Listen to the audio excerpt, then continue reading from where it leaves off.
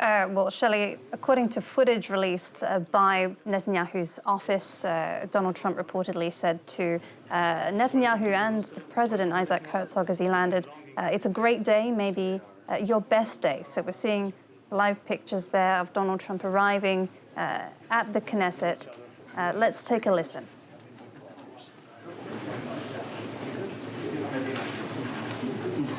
Good. Yes, please. This way, Mr. President.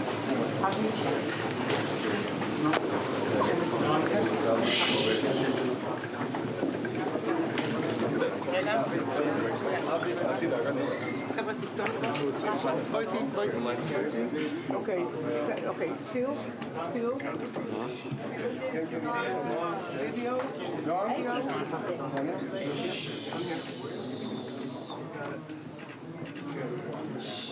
Let's start with one here. Let's look here first. Then here. This one, Avi? Start with one here. And please here. Let's look here first.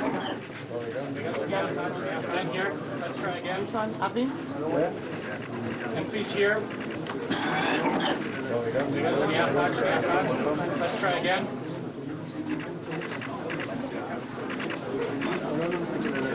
Alone. Now here, please. אוקיי, עכשיו על הספר? רגע, הראש מותק. להסתכל על הספר. להסתכל על הספר.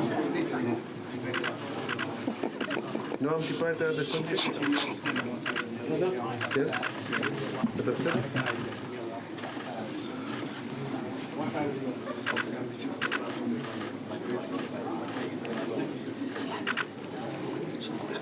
היד.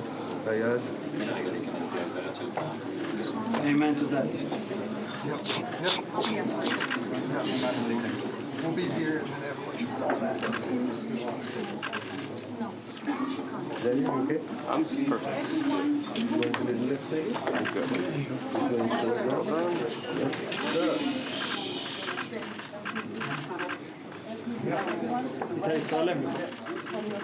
Amen to that, Mr. President. Thank you.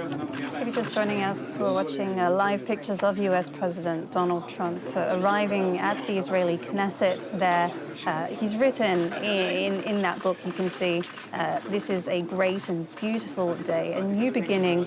The president obviously hailing this day because it is his 20-point plan for peace in Gaza that has kind of served as the basis of this initial ceasefire, that's provide the basis for this initial hostage release and prisoner swap and an end to the fighting in Gaza. Of course, Shirli Sitbon is with me to talk about this. Shirli, is this symbolic?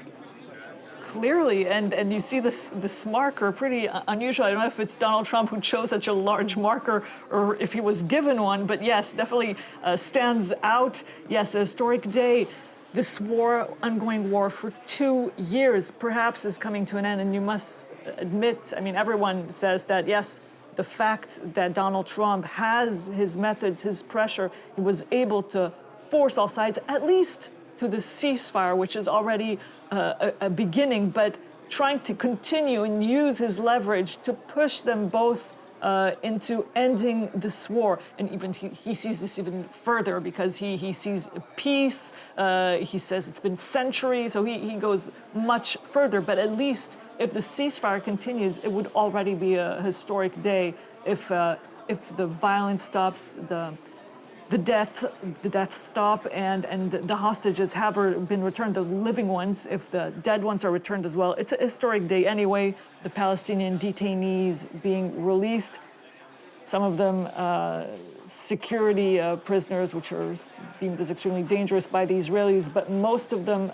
Palestinians, Gazans, who've been arrested since October 7, who can return to the Palestinian territory, although their homes are probably destroyed, since most of the buildings in the Gaza Strip have been destroyed in this war. We're seeing Donald Trump continuing his visit of the Knesset, the Israeli parliament, where he'll pronounce a historic speech, which we will listen to. Certainly, he was welcomed very warmly, as we saw there, and as we see now. And by Israelis, I think he's seen as the person who could get this peace deal over the line. Is it fair to say? Well, at least, it's a beginning. I don't know how optimistic Israelis are overall. I think a majority says that he's the one who can bring the end to this war, which would already be a miracle for many people who felt trapped in this horrible ongoing war since October 7, an ongoing nightmare. So at least to this war, he's the one who has the tools to bring this to an end, not just by forcing both sides to accept a ceasefire, but also by showing them the advantages for them, what this could bring them, gives them a way out of this terrible war without losing, without admitting they've lost. Because every time, when they had talks, Israel and Hamas, each one of them dropped out believing that the deal wasn't good enough for them. So every time it collapsed. Well, Donald Trump brings them something, brings the Palestinians something, brings the Israelis something. If this brings about, not just the end of violence, but some kind of hope of peace some time ahead, well, this is already an amazing achievement for Israelis and Palestinians alike, although this is just the beginning. You see across Israel, there are various banners hailing Donald Trump as Israel's greatest friend, a hero, using various phrases. His picture is on many posters across the country.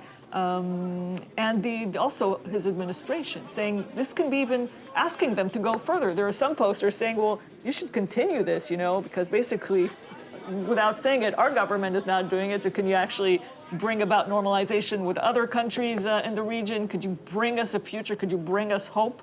And yes, we've heard really speeches in recent days which have, from the Americans, which have brought Israelis more hope than what they've been hearing on the Israeli side. So yes, that's the situation, and the Israelis, yes, finding a solution, and of course, the first amongst them, the families of the hostages, and also all the people who have been fighting on the ground. Many Israeli soldiers who wanted also this war to end, who felt that it was over, it was leading. It has met most of its objectives, and it didn't really have any goals. And many people were saying that the Israeli Prime Minister. His plan to just defeat and kill until the last Hamas fighter was just not achievable, because Hamas can always recruit new people, so it's a never-ending war.